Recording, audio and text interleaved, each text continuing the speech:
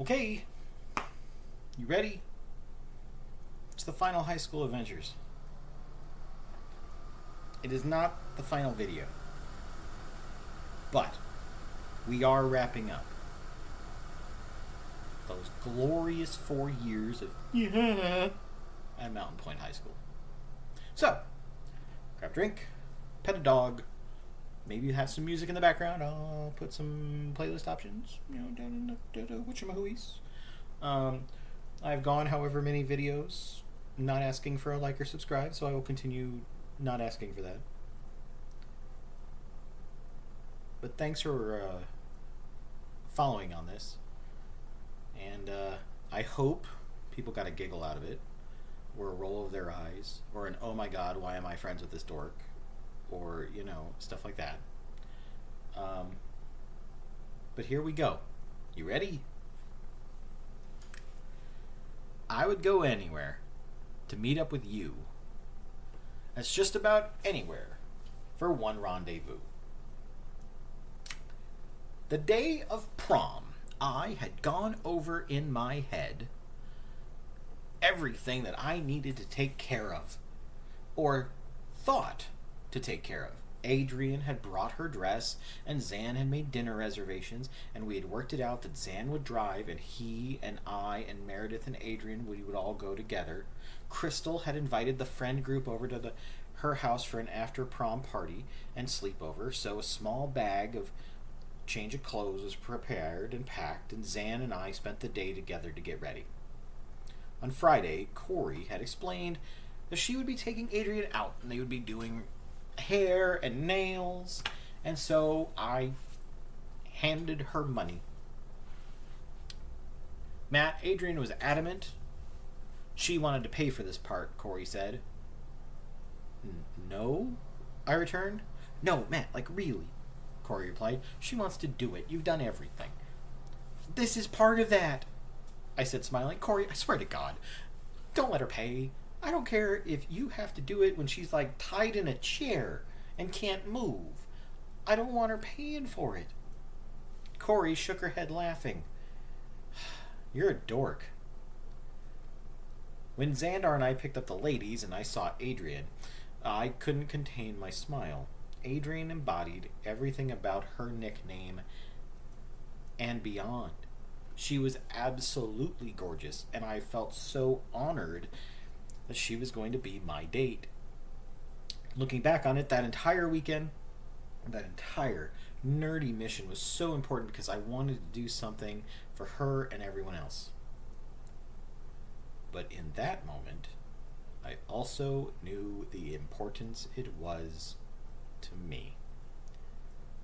I had memories with Emily and Meg at dances and just throughout high school, and Adrian and I had been robbed of that.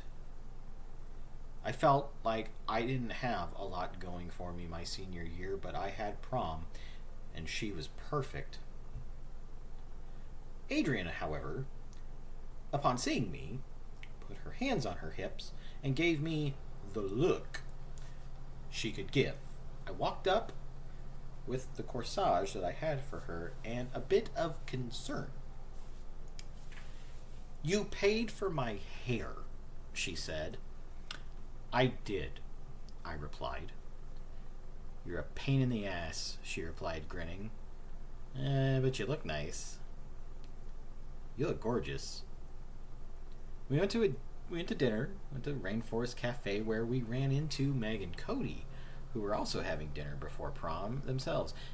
Adrian invited them over to join our group, and so the six of us sat together and ate and talked and shared smiles and laughs.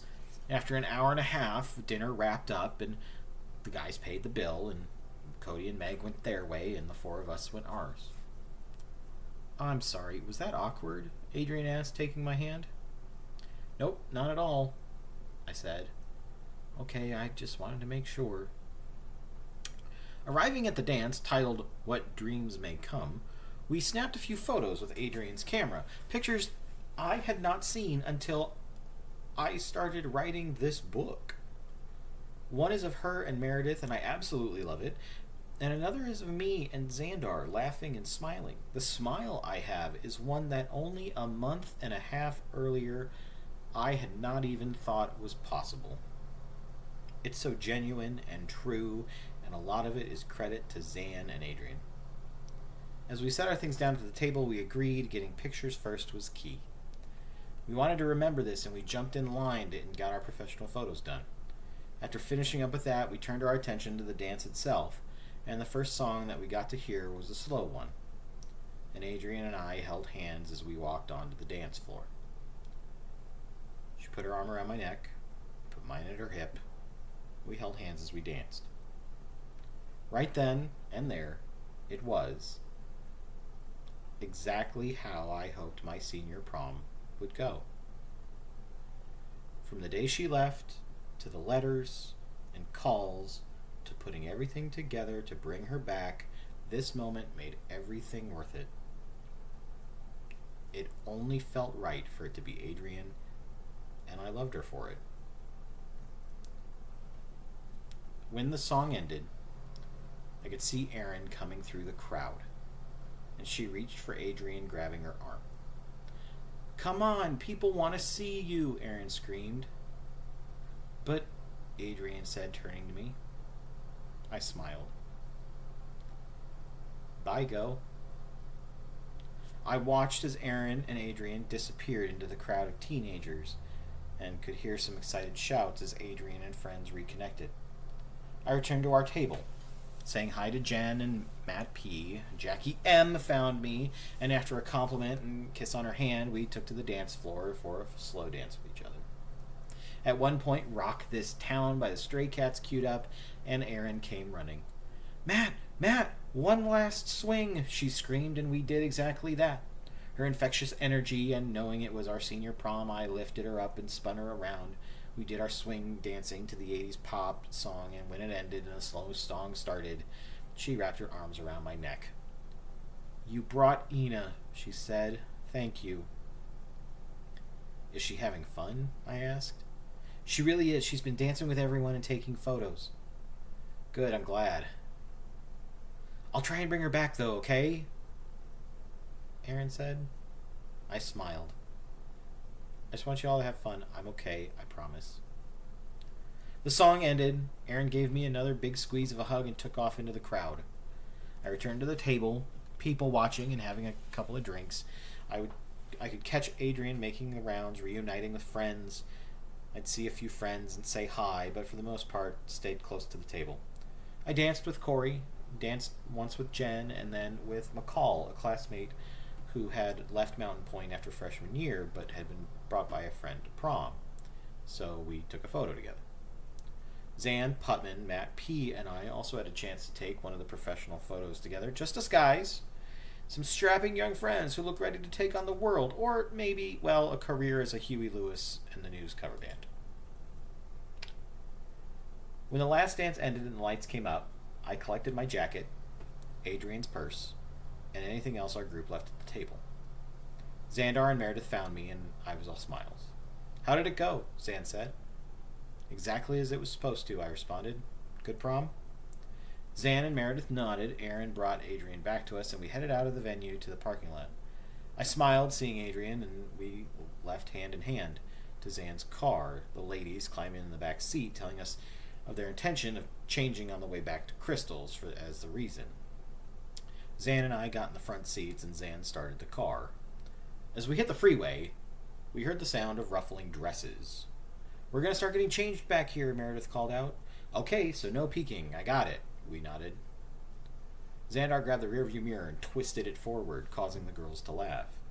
"You just have to tell us if we're clear in the back from time to time," Zan said. "Okay," Meredith called out.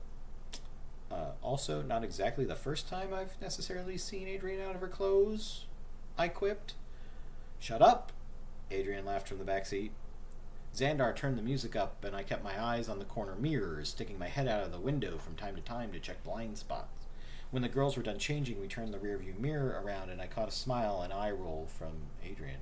When we got to Crystal's, Zan and I changed into comfortable clothes. Crystal had ordered some food and turned on music. In the background, as the group of us who showed up rehashed memories and told stories of prom. Some couples left for the night while some stayed. It had worked out pretty well, but there was still something I had to do.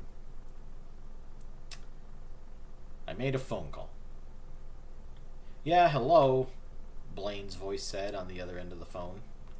"Hey, bro, what are you up to right now?" I asked. "Oh, just settling in. What's up? Wait, isn't it prom night?" "It is. We just got back to Crystal's. Listen, you should come over." "Bro, it's late. I know we haven't seen each other in a bit, but..." "No buts. Get over here." "Come on, Blaine. I want you to meet my date. Please."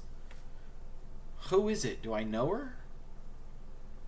"Blaine, get your ass over here now." Blaine was there within 10 minutes, and Adrian and I were waiting outside for him. "How?" he asked. "Hey, bro," I said, smiling. I walked inside because I figured it was time that they talked. About 20 minutes or so later, Adrian walked back inside. She sat down in a big, comfy chair in the front room, and I sat on the floor at the foot of it. "Oh my God." Trying again. "Oh my God," she said, looking at me. "This was your senior prom, and I didn't even spend that much time with you. After everything you did, I didn't even dance the last dance with you. Oh my God, I'm so sorry. I ditched you." "That's not what this was about," I responded, taking her hand. "This was about you getting to see people you hadn't seen in a long time, and them seeing you. That's what this was. Adrian, this wasn't about prom. I promised you I would get you back here someday. That was this. This was that someday. I never felt ditched. I never felt bad about it. It was one of my favorite things about high school ever. Those short days of Adrian being back and our picture at prom. I told you I would have done it if you would have said no to being my date," I said. "I wasn't going to say no to you," she replied. "Thank you for this." "Always," I responded. It was getting late. We had brought our bags inside from Zan's car because she was going to leave in the morning. We just didn't know when. Months of planning, years of waiting, and it was just about over. We kept talking late into the night, and then Adrian and I slept together. But you know what I mean by this point, right? And the last thing I said before we fell asleep? "Wake me up before you go." Go.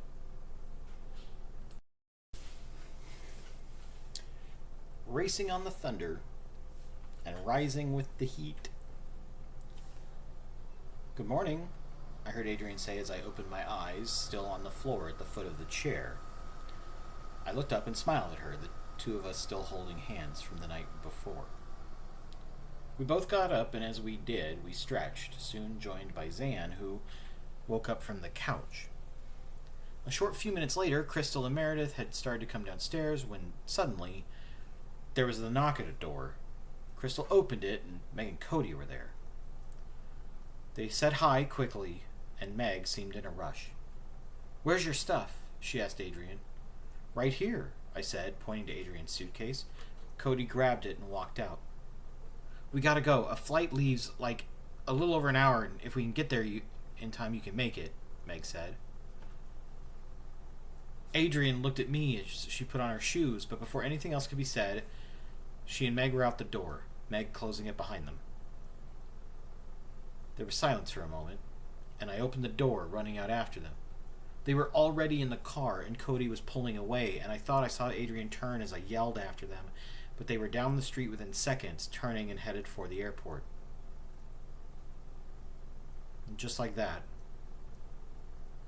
it was over. Well, what the fuck was that? What the fuck was that? I didn't even get to say goodbye, I yelled. I couldn't think of the last time I was this angry. Like, white hot anger. Like, why didn't Meg call? What the hell were they doing that they couldn't call? Like, what the absolute fuck? I turned to the front door of Crystal's house, and Xandar was already headed my way. Crystal and Meredith looked from the door, and I looked at Zan and then realized he had his keys. in one hand and my shoes in the other. "We'll meet them at the airport," he said matter-of-factly. Zan unlocked the car and I jumped in. Within seconds, he started the car and threw it in drive, and we were down the street. In our years together, one thing was certain. If you put Xander and I together, we never backed down from any challenge. And here we were, brothers with ideas of knightly virtue, and we had one more high school adventure. One more quest. A race to the airport, and a girl to catch up to who didn't know I was coming after her. We turned down the road and zipped through traffic, and as we did, Zan hit the music. After everything that I had been through, and everything to get Adrian out here, I felt like I had given it everything I had left in the tank. But because, whatever higher power you may or may not believe in, whatever you believe in senses of humor or karma, a song hit the airwaves. The music gods decided that one more thing was necessary. One more ask. One more fight with time. Because if this entire thing, that feeling I had felt that bringing Adrian out would be the last thing I could do, or maybe would do, to show her and everyone how much I loved them, it needed an 80s soundtrack. In a tornado of teen angst and perfection, calling out to that person I always wanted and hoped to be. Holding out for a hero. It's cliche, of course. It's been used to crescendo movies or TV or media to the point you might eye roll. And here it was. Here it was. Zan and I looked at each other. "What the fuck is this, Short Circuit 2? I asked. As we slid through traffic, I was trying to keep my anger in check, but I was livid. How the hell did we go from waking up to on the way to the airport in what felt like less than 5 minutes? Xandar drove for what felt like 85 miles an hour to catch up to Cody, Meg, and Adrian. I was still putting on my shoes and checking my pockets. I had my keys and my wallet. There wasn't a lot of time for a note. There wasn't time for a letter. I had no paper to write them. I didn't have a speech. Couldn't keep her from getting on the plane. But maybe I could get her to take at least one last thing with her. Something I still had to give away. I snapped off of my keychain a guardian angel that I had always carried, because somehow it was still good luck. When we got to the airport, we pulled up to the unloading area and I could see where Cody was. We had made it barely behind Meg and Cody, but enough time had passed that Meg and Adrian had already gone inside. As I opened the door, Zan called out behind me. "I'll circle the airport.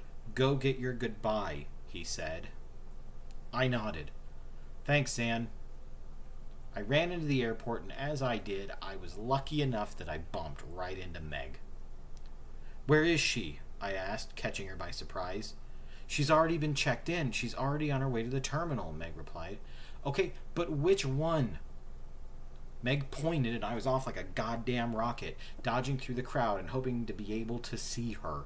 I kept an eye ahead, though, knowing once she made it through security, that was it. That's goodbye.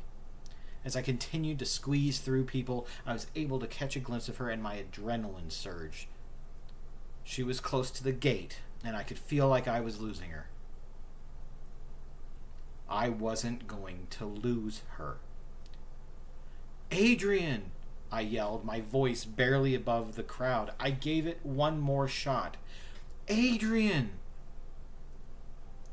She stopped and looked back, and I caught a bit of empty space to squeeze through, and as I came through the crowd I could see surprise register on her face. This had all taken such a cinematic turn.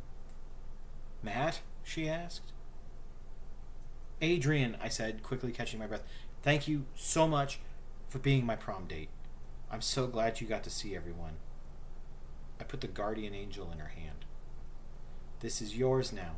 It's part of me, and if you ever need me, I'm there. But until I get there, you have this. I promise to mail you the pictures as soon as they come in.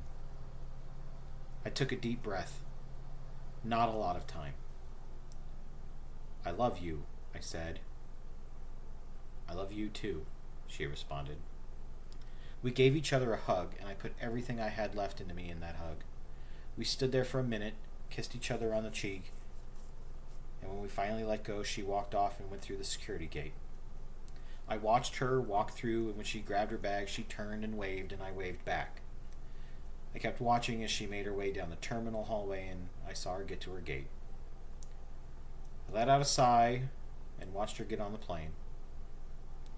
I turned and walked through the airport and back outside where I saw Zan as he pulled up. Did you see her? Zan asked. Yeah, I nodded, climbing into the passenger seat. Thanks, brother. Nice driving. Want to go get Meredith and get some breakfast? He asked, smiling. Yeah, let's go do that. I got my goodbye and last hug from Adrian. And she woke me up before she left. Well timed. Good job there. It's all we'll leave that edit in. It's all about the joy that comes out of sorrow. It's all about soul. Who's standing now and who's standing tomorrow. As Adrian returned to Kansas and prom photos were developed, I made sure to send them out to her. And it was also around this time that yearbooks were handed out.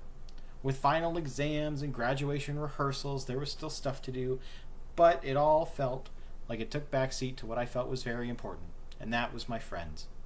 The large the large graduating class panoramic photo was taken. We voted on end of the year awards, and the choir council was planning the choir banquet. I wanted to soak in as many moments as I could, and while pictures were not something I was able to capture as much as I'd hoped, yearbooks are a great kind of thing for that. Hey, handsome, Kirsten wrote, starting off her entry, an immediate memory of seeing her every day at the door leading into humanities. David B. called getting to know me over the years a pleasure. He thanked me for bringing Adrian back for prom. Jen R. asked to hang out over the summer. Felicia thanked me for being there for her even if she was cranky. Ashley told me of how she loved coming over, hanging with Sarah, and how great tour was. We knew we'd see much more of each other, so it wasn't a goodbye. And the same thing was reflected in signatures from Andrea. Franny asked me to come back for concerts and thanked me for the memories. Kelsey wished she'd met me sooner. Brian called the hundreds of hours spent together singing a pleasure along with the opportunity we had to become friends. Samantha wished me luck in my writing and filmmaking along with Maria from Creative Writing, who said she'll always remember me as Zombie Boy. Matt, you contributed so much to creative writing. Thanks for making my experience as a teacher richer and more enjoyable. Never turn your back for too long. You don't know what might be lurking out there. Mr. Anderson signed. I will always treasure the time I had with you in high school. Stay sweet and wonderful, Shell wrote, my awesome choir co-president. I'm sorry that you had to listen to all of our interesting conversations in creative writing. Thanks for putting up with it, though. You always tried to make me smile, and for that I'm forever grateful. From Heather. Jackie M. called me her favorite choir dude, would miss me, and how the kisses on her hand always made her feel special. She was glad we got a chance to dance at prom, and she wanted to thank me for everything. Writing, she usually wasn't so sentimental but wanted to tell me. Aaron wrote about our 3-year friendship and how happy it made her to be done with high school. Kate's signature included mentioning our friend Jack and how we'd been friends for all 4 years. Matt, you made me seriously laugh during some pretty shitty times in my life. Never forget cold metal objects, Kelly wrote. And I've never ever forgotten. Matt, hey baby, it's been a great year. Unfortunately, we won't miss you too much because I'm sure you'll be back. Love you, Corey wrote as I dropped the yearbook off in band. It was also in band where I received one of the coolest signatures from someone who I had to have, even if I was never his student. Matt. Okay, choir boy. You're graduating and will escape my influence. Remember, my apprentices are everywhere. Congrats and best wishes. Mr. Werner signed, and the fact that he did means a lot to me. Dear Matt, it's been a long haul. Good luck and best wishes in the teaching profession.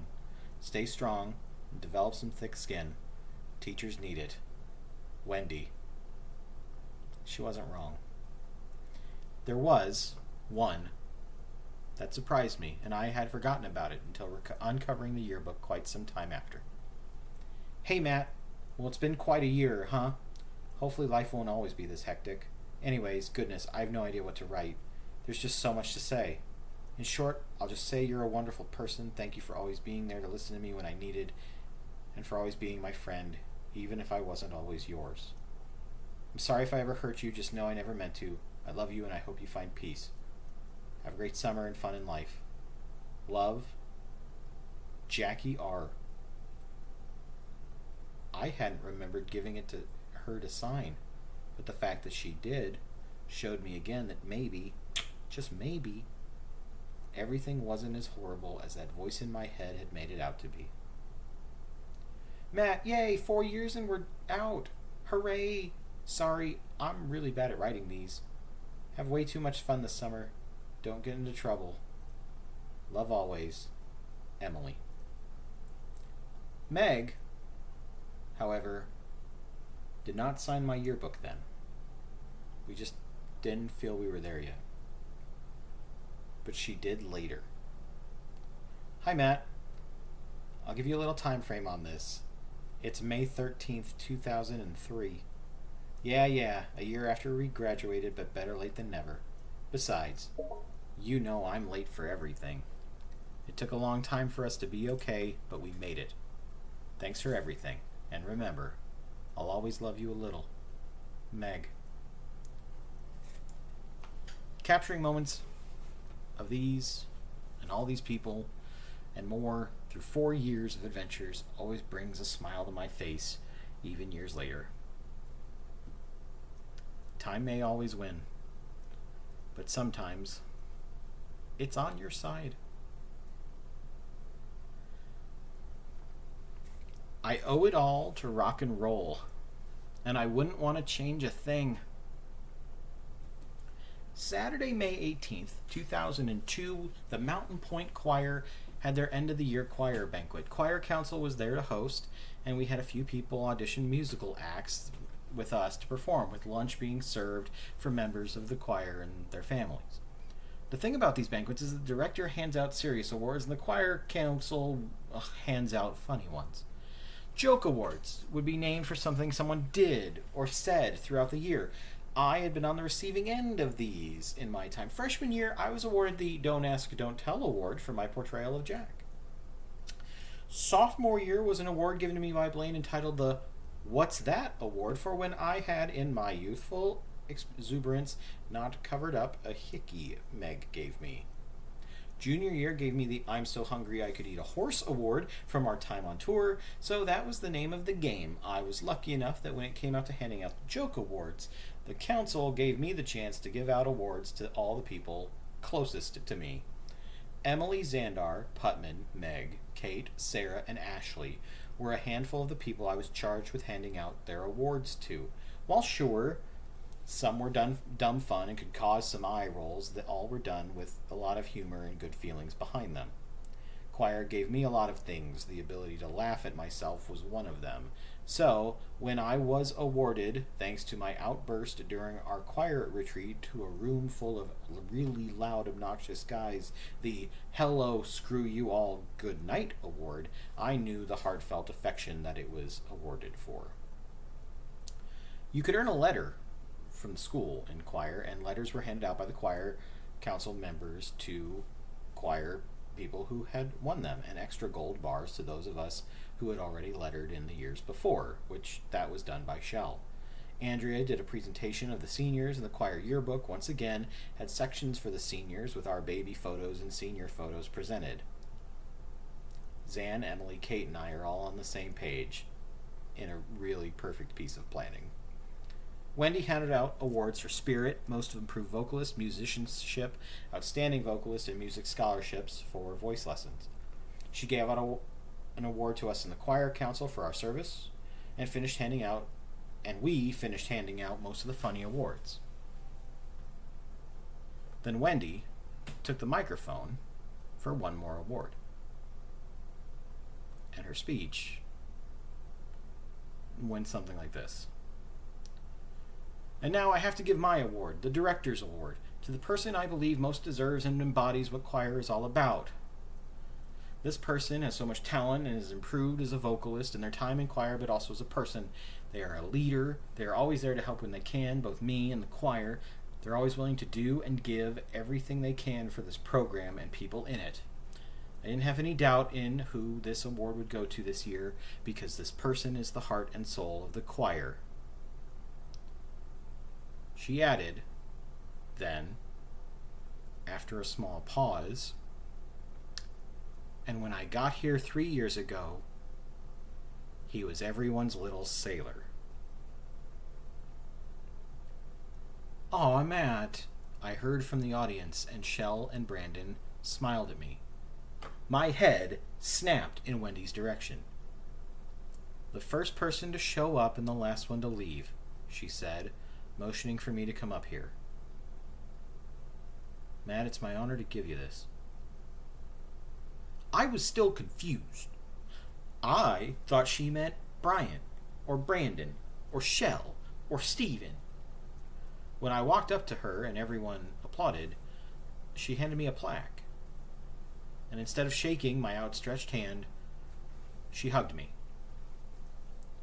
Thank you, she said. Thank you, boss, I responded. When she broke the hug, she smiled at me. You can call me Wendy now.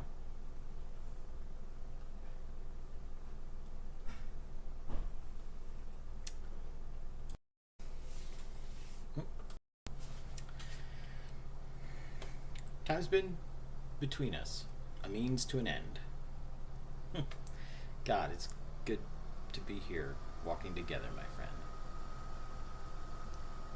Thursday, May 23rd, the Mountain Pointe Pride Class of 2002, all readied for graduation. We'd practiced our walk, guys and ladies practicing their entrance to the announcement of our names.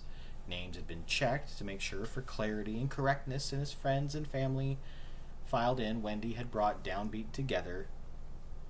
Downbeat would have one more thing to do, a last song together as part of the graduation ceremony.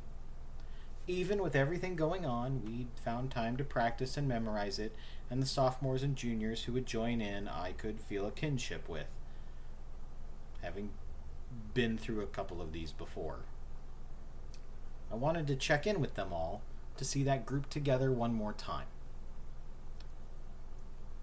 I would not be joining them on the risers for the graduation song, a decision that did not come lightly. We exchanged last-minute hugs before we seniors were all called into our lines, and maroon graduation gowns were put over dresses and skirts, dress pants and shirts. The welcome was made as we all lined up on the big football field. Being a W meant I was in for a long time of standing and waiting, which was fine. I'd been used to it by now. Watching classmates walk down, staggering, not necessarily adhering to don't wave or don't cheer instructions given, it was surreal to think of how everything had made its way to this moment. It's quite a few memories over 4 years. 4 years of nerves, laughs, awkwardness, and triumph. Of making friends and going on adventures, watching them graduate or move, or now just being a few dozen people in front of me in line. It was 4 years of finding out who I wanted to be and who I didn't want to be. It was REO Speedwagon, zombies, and denim.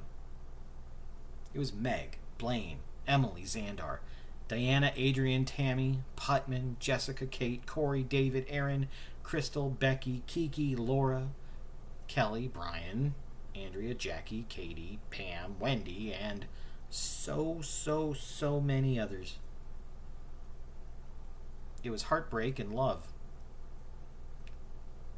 Most importantly, it was a hell of a lot of love. As it was my turn to walk, I looked across the way and smiled. Instead of walking, I put out my arm. My queen, I said. 4 years we made it, Emily said, and I nodded in agreement. High school was ending, but I was ready for one more memory with her, and she slipped her arm into mine. Shall we? I asked, and she nodded. And that's what we did.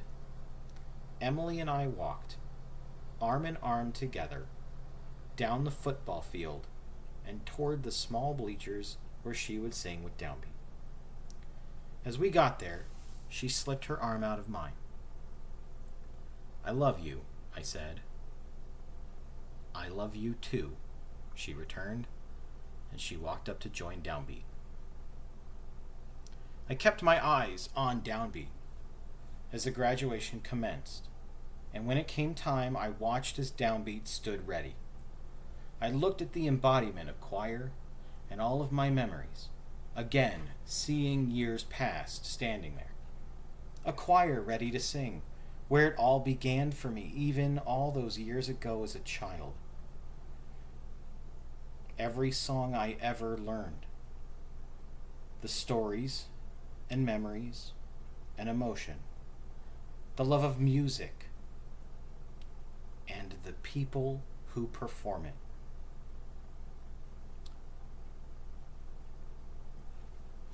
And as Downbeat readied to sing for graduation, they waited for their director. 3-year-old me squealed. He was so happy. I blew the pitch pipe, raised my arms, and counted them in. So I started out for God knows where. I guess I'll know when I get there. After I finished directing Downbeat, the seniors all returned to their seats and we went through the usual high school graduation formalities. The excitement and buzz for being so close to the end was coursing through the student body, and as names were called, handshakes given, and photos taken, we all returned to our seats. After everyone was done, they gave us the green light to stand up, and as we did, the excitement was now at a fever pitch. With a congratulations to the class of 2002, we threw our graduation caps into the air. Time's up. We celebrated, we cheered, and friends and family immediately started to find each other. Emily and I found each other almost immediately and were quick to hug each other.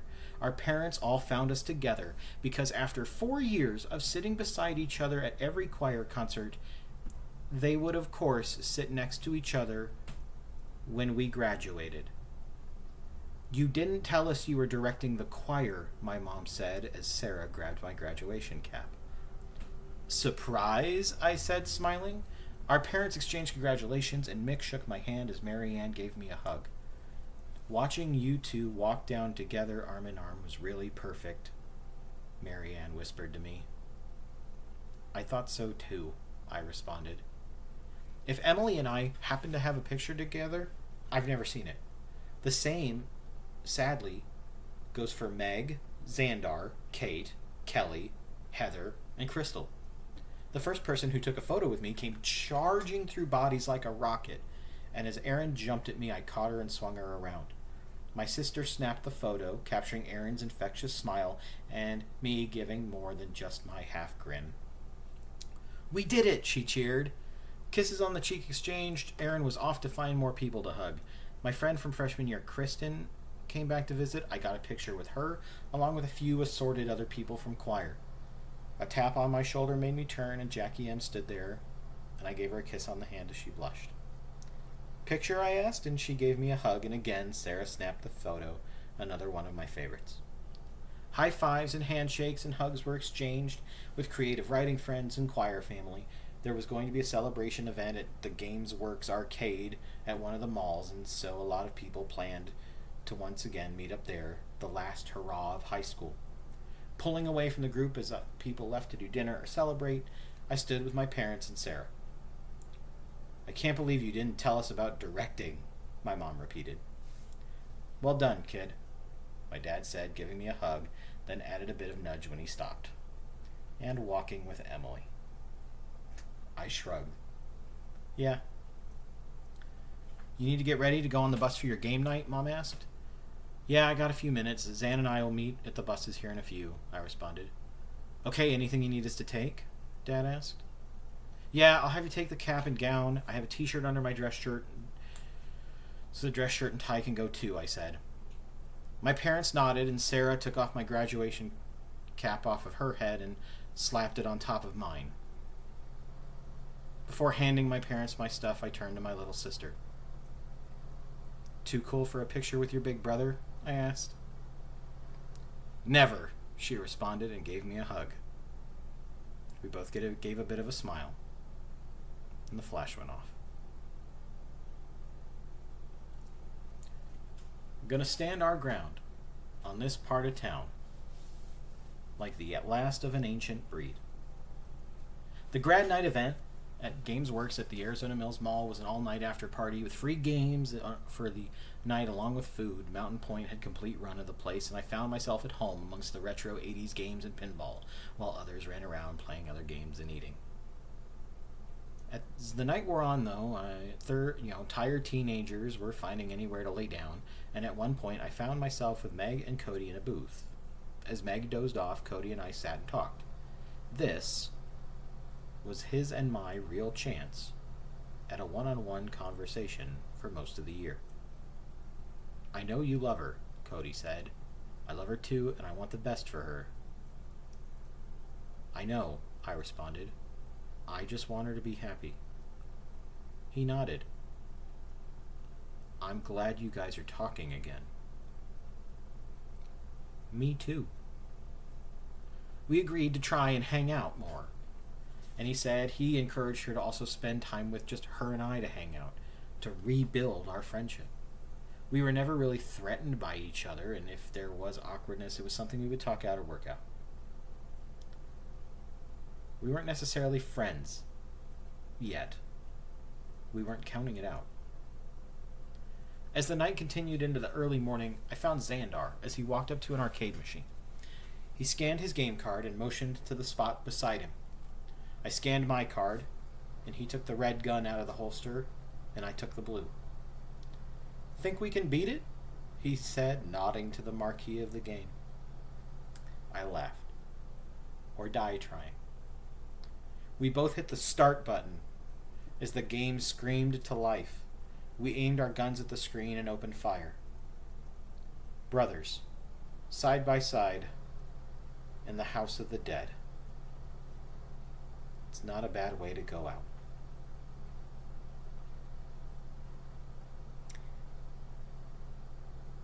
There must be higher love, down in the heart, or hidden in the stars above. A few months later, on July 17th, 2002, I sat on one of the teal tables at the Mountain Pointe Beach Club. I was killing time, listening to my little pocket radio on some headphones before meeting up with the group to go see Eight-Legged Freaks, the horror comedy about giant killing spiders. Sure, not exactly my first choice of a good movie to go see, but a lot of us in the group thought it would be funny to see me try and sit through such a movie. As I sat there listening, I was singing along to the Stephen Stills song Love the One You're With, and waited. Suddenly, a car pulled up into the parking lot, and as I made eye contact with the driver, we both laughed, realized the other was singing the same song. The song then turned into Steve Winwood's Higher Love, and as she turned off the car and stepped out, Diana smiled at me. Cool 94.5? She asked. I nodded. That's awesome! Lady Diana, I said, walking up and giving her a hug. I'm so glad you could come. Thanks for inviting me, she replied. Outside of her visiting choir a couple of times or returning to sing Carol of the Bells, I hadn't had a chance to hang with Diana since she graduated a few years prior. We climbed into her car, drove the quick drive over to my apartment, parking on the side, and she came in to meet my parents and sister and kill time before we went to the movie. Look at you driving, I said. I know, she returned. I'm not there yet. This summer, I said. How have you been? She asked. I could never lie to Diana, and so as we sat and sang songs, I told her how I'd been. I told her of Meg and my breakup, my cutting. I did leave out the night I came so close to ending my own life. She teared up and I held her hand. I'm fine, I said. I'm okay now. She nodded and we continued to sing. How about you? I asked. Zach's at basic and he's not writing me back. He's being a butthead, she said, so it gets lonely. Ah, yes, guy's being a butthead, I nodded, but you both love each other and I'm happy for you, and who knows, maybe he'll even bring a ring back. We told stories and laughed, hanging out for the longest time since those early mornings in Downbeat. When it got time for us to meet up for the movie, she drove us over there and the group started to form. And it was all of us. A perfect embodiment of friendship and building a family through the years of high school. Zan and David sang songs from Oklahoma. Blaine teased me of my fears of spiders with Putman. And Eric made shadow puppets in the projector before the movie started. Meg nudged me, telling Cody about being stuck in the Haunted Mansion at Disney World, and Emily shared being stuck with me the next year. Crystal joined in laughing with Sherry and Corey, and Diana and I sat next to each other for an entertaining horror film, all the while making me squirm. Really, it was pretty perfect. The end of the night, Diana and I drove back to my place, and we agreed we needed to stay in touch. She was always my guiding light, and after a hug, I got out of her car and walked back to the townhouse apartment. I stepped in and put my keys on the top of the small bookshelf where I kept them, said hi to my parents and Sarah, and walked upstairs. College would start soon. A new set of adventures and memories to be had. A place where a nerd can have experiences. And while I would set out for that journey on my own, I would never, ever be alone. I changed my clothes, throwing on a pair of basketball shorts and my black Ario Speedwagon t-shirt. After a bit of journaling, I closed my notebook. Taking the remote control in my hand, I opened the blinds, turned off the lights, and turned on the music. Spotlighted by that damn lamppost. In my room, at my window, ready for my encore. Time for me to fly.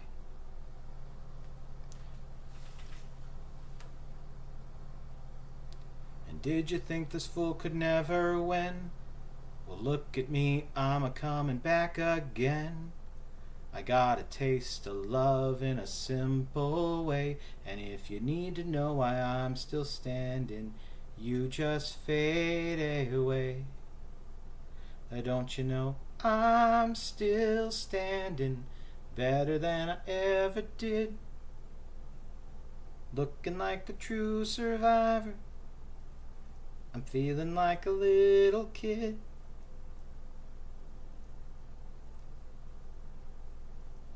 I'm Still Standing by Elton John.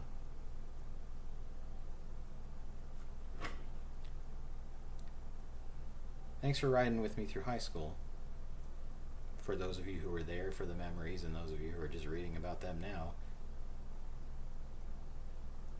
that story is done. Those adventures are over. But there is one more part to this book that I think is important because of how many of these people are there.